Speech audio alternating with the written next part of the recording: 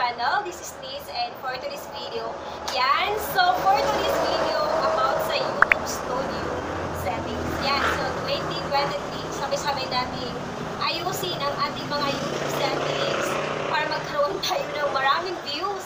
Yan. So, ito yung sa pinakamali kong nagawa na hindi ko inayos ang aking YouTube Studio settings. So, ginawa ko lang, upload lang ako ng upload. Gawa lang ako ng videos, upload lang ako ng upload. So, ang mali pala doon, hindi ko inayos yung aking YouTube Studio settings. Yan. So, for today's video, para sa mga small YouTuber na hindi pa naayos yung kanilang mga YouTube Studio settings, and then, yan. So, para din po ito sa mga small YouTubers na hindi pa sila na monetize. Kumbaga, hindi pa ito nila inaalam. Kasi, kumbaga, ano pa lang sila, papunta pa sila doon. Kasi yung mga, ito yung mali ko, hindi ko inayos ang aking YouTube Studio settings. So, for today's video, yan, sabay-sabay natin ayusin ang ating mga YouTube Studio settings para magkaroon tayo ng maraming views. Kasi mas maganda kasi guys na ayusin natin ang YouTube Studio settings para alam ni Lolo Whites kung saan niya ipapakita ang ating mga ginawang mga content. Yan. Kasi pag naayos natin ang ating YouTube Studio, yan. So, malalaman na ni Lolo Whites para saan ang ating mga content or mga videos na ina-upload sa ating YouTube channel. Yan. So, if you're interested, yan. So, keep on watching until the end. So, ano lang naman ito guys? Mabilis lang naman to kasi, ano lang naman, YouTube Studio settings. Ayusin lang natin. Yan. So, let's start! Yan. So, lovies, kung kayo po ay naka-Android phone, so, punta lang po tayo sa ating Chrome. Yan. So, click lang po natin yung ating Chrome. And then, so, pag-click po natin, madiretso tayo dito sa search bar.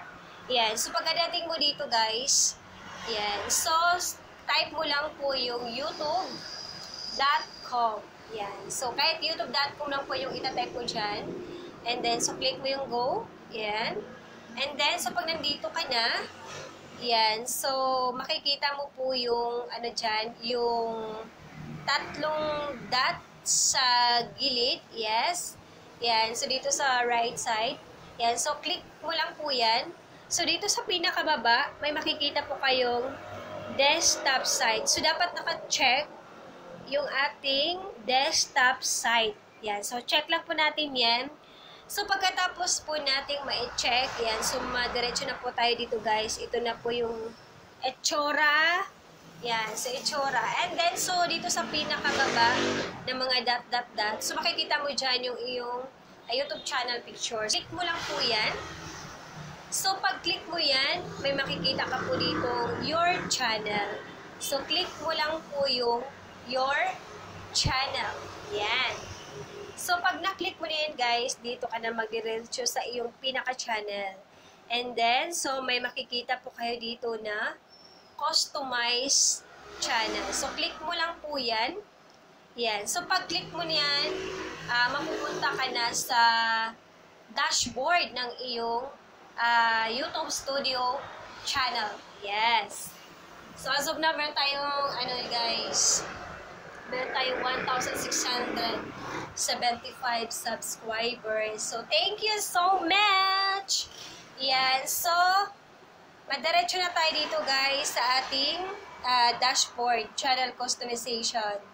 So, dito sa pinakababa, yan, meron po kayo dito, pupunta po tayo sa ating mga content or mga videos na ina-upload. Yan. So, wait lang po natin guys, para siyang nag-refresh. Siguro dahil sa ating signal. Yan. Kasi may paparating na bago dito guys. Kaya mahina yung ano natin net. Yan. So, dito na tayo guys. Yan. So, click natin yung ating, may nakalagay dito na content. Yan. So, yun po yung mga videos na ina-upload natin. So, pagkadating mo dito, guys, yan. So, pagkadating mo dito, makikita mo na yung mga videos na ina-upload mo sa iyong YouTube channel. Yan. So, bali ito yung pinaka-dashboard. Yan. So, channel content.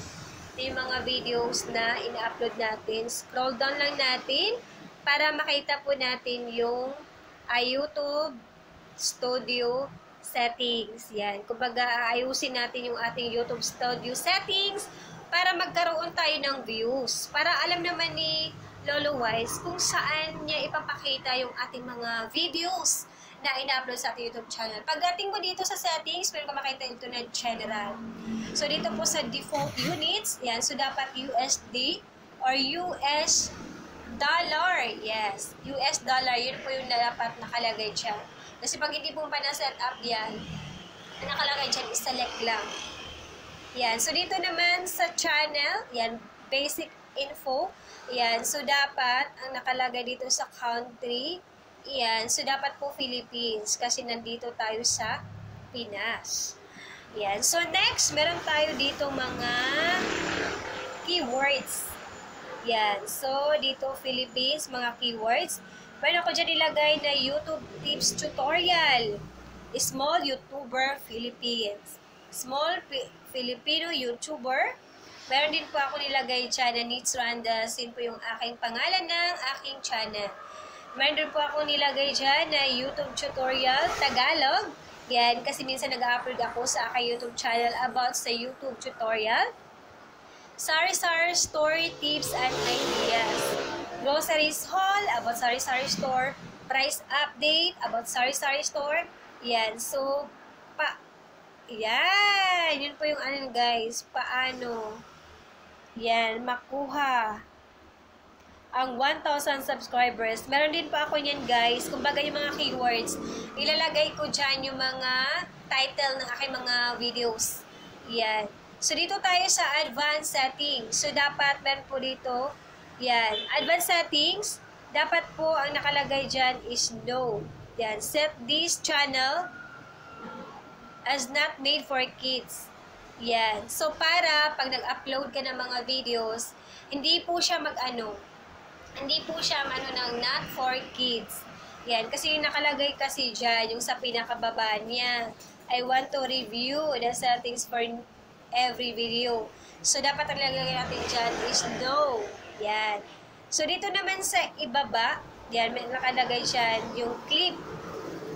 Yan. So, kiniklip natin dyan. Kasi gusto natin i-clip yung mga videos natin sa ating mga viewers. So, dito naman sa advertisement, yan. So, check lang po natin guys kasi monetize na tayo. Pero pag hindi pa tayo monetize, so, hindi po natin yan i-check. Yan. So, since monetize na tayo, so, chine-check mo yan kasi para pang lang yan, pang monetization lang yan. Para pag may mga ads na yung mga videos mo. And then, yan. So, yung clips, allow viewers to clip my content. Yan. So, of course, inaalaw natin yung mga viewers natin na i-clip yung ating mga content, yung mga videos na in-upload sa ating YouTube channel. So, dito tayo sa feature eligibility. Yan. So, dapat po, yan, standard features. Yan. So, dapat po yung tatlo na yan naka-enable. Yan. So, yun pong guys. So, dapat talaga sineset up natin ng ayusin natin yung ating YouTube Studio settings. Yan. So, next, dito po tayo sa upload defaults. Yan. So, dito po sa upload defaults, yan. So, title, ang nilagay ko lang po dyan yung pangalan ng aking YouTube channel. And so, dito naman sa description, yan. So, nilagay ko lang, follow me. Facebook page, Nits Randas, Lazada, Zaigi, online shop, yan, Philippines, Iloding Business, One SIM Load All Networks. Kasi meron akong Iloding Business, One SIM Load All Networks. Minsan binavlog ko, so mayroon nagtatanong kung saan pwede mag-order. So, nilagay ko na rin dyan yung aking Lazada shop online. And so, dito naman sa pinakababa, yan. So, ito yun. Thank you for watching this video. Yan, Facebook page. Yan. Thank you for watching this video. Please subscribe and support my channel to see more videos from me. Give this video a big thumbs up if you enjoyed and comment down below what video to see next. Yan. Kasi ito yung guys. Ito yung para pag mag-upload ka ng videos, automatic na to na ito yung description. And then, so dapat po dyan guys, sa visibility, dapat po naka-public. Yan. So, below the visibility, yan, so meron tayo dito nakikita ang tags. Yan, so po yung mga niche. Yan, so kayo na bahala kung ano yung mga ilalagay nyo dyan sa inyong tags. Yan, kasi yung mga tags, para alam ni Lulu Wise kung saan niya ipapakita yung ating mga upload videos. Yan, so pag ilagay natin dyan, grocery haul, yan, so let's run this, and then yung mga price updates, sari-sari store, yan, tips and ideas, yan. So, para alam ni Lolo Wise kung saan, para saan yung mga upload na videos natin. Lagyan natin yung mga tags. Yan. So, para pag sini-search, makikita tayo.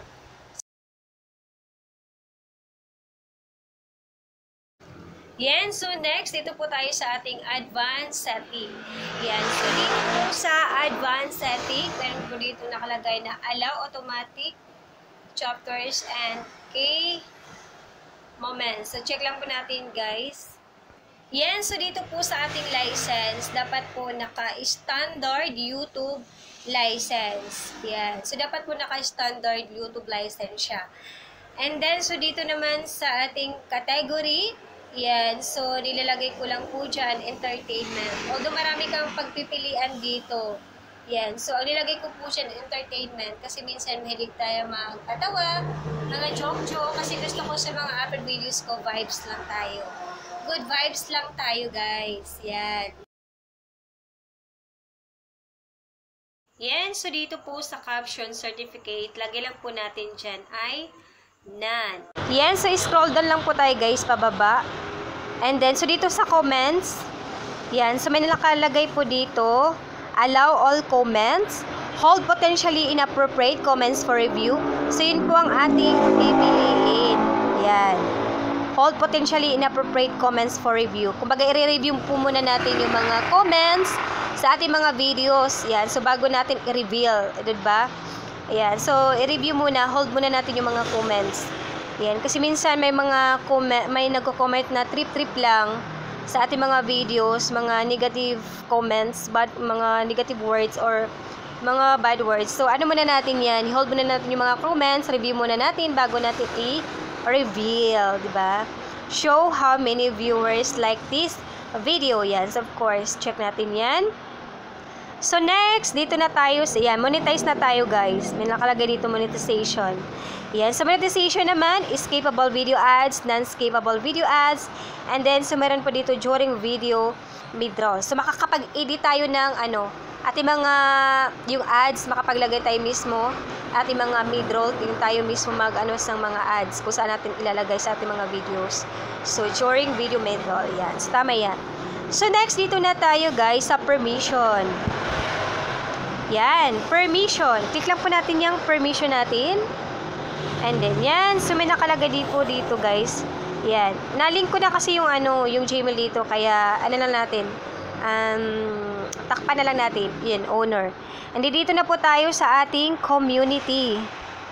Yan. Sa ating community, guys, meron dito automatic filters. Yan. Automatic filters, ito yung mga moderators ko. Managing moderators. Yan. Yun po yung mga moderators ko. Standard moderators. Yan. Makikita mo dito kung sino yung mga moderators mo. Yes. Yan. Managing moderators, standard moderators. Makikita mo dito. So, dito na po tayo sa ating, yan. Pag nagla-live tayo, yun po yun. Yan. Pag nag-add tayo ng mga moderators. Dito po tayo sa ating default. Yan. So, dito sa default, yan. So, makikita natin dito na hold potentially inappropriate comment for review. Yan. So, yun po, dapat yun po yung i-check natin. Yan. Hold potentially inappropriate chat message for review. Yan. So, diba, hina-hold muna natin. And then, so, dito po tayo sa ating agreement. Yan. Agreement na tayo, guys. Dito na po tayo sa ating agreement. So, click lang po natin yung ating agreement. Yan. So, sa agreement naman, ito yun. Commerce product, addendum. Yan. Wala tayong dyan. Wala tayong babaguhin dyan. So, all we need to do is to save. Yan. So, save na lang natin. So, click po natin yung ating, yan. May nakikita na save sa ibaba. So, click lang po natin yan. Yan. So, naka-save na, guys, ang ating ginagawa dun sa ating YouTube Studio settings. Yan. Yan, so ganun lang po guys ang pag-ayos ng ating mga YouTube Studio settings para mas maipapakita ni Lolo Whites yung ating mga videos. Labis ang ating vlog for today about sa YouTube Studio settings. Set up yan kung paano natin iayos ang ating mga YouTube settings. Yan, para alam ni Lolo Whites kung saan po niya ipapakita ang ating mga videos. Kasi pag hinahanap or search, for example, meron tayong mga price update. So, search, price update. So, lalabas ang ating mga videos. Yan. So, lalo-lalo na pag mga bagong upload. So, pag hinahanap na YouTube tutorial, yan. So, lalabas agad ang ating channel. So, di ba, i-comment agad ni Lolo Whites ang ating mga channel kasi meron tayong mga videos about sa YouTube tutorial. So, yun lamang po guys ang ating vlog for today. Thank you for watching. I hope nakatulong at nag-enjoy kayo sa ating tutorial. So, bye guys! See you on my next video. Yan. So, sa channel to guys, hindi lang about sa Sari-Sari Store. Yan. So, pag may malalaman ako about sa YouTube, so, sinishare ko din po dito kasi yung ating YouTube channel is all about Sari-Sari Store. Yes, Sari-Sari Store. And then, tutorial. Kasama na yung mga Gcash doon. Yes, Gcash. And then, so yung ano natin, yung ano siya, yung meron pa akong ano doon, yung GoTime, yes, GoTime. Yung GoTime natin ngayon is, pag ano na siya, pag 4K views na siya, simula nung na-upload ko. Yan, so, yun lamang po guys for this video. Thank you for watching. If you like this video, give the like and subscribe kung bago ka pa sa channel ko for more videos.